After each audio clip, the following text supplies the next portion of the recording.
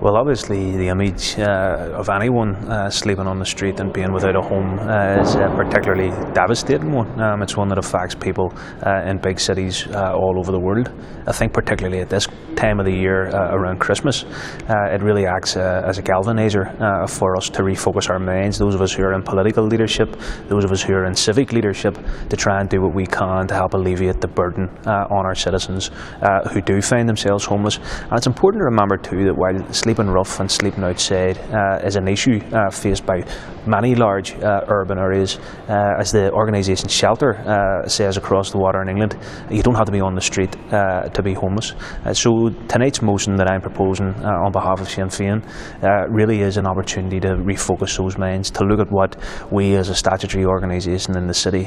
can do to work with partner organisations, people like a housing executive, people who are in the voluntary sector, people who are operating within the churches, to try and support them, to try and look at a professional, to try and look at a sympathetic, to try and look at a charitable, but also a practical way that we can support people, and that reverberates right across agencies. It isn't the responsibility of one particular sector. I think we need to look at our housing stock and how we utilise our housing stock in the city. I think we need to look as a compassionate city, and remember Belfast City Council have signed up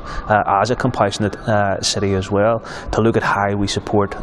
more vulnerable people who may find themselves tragically on the street, not least at this time of the year around the harsher weather coming in as well. And I know in particular our Ardvera, Arthur Carson, has convened a whole series of meetings to look at what he as first citizen, as civic leader, can do in Belfast. He's already taken a number of practical, quiet steps behind the scenes. He's also done the more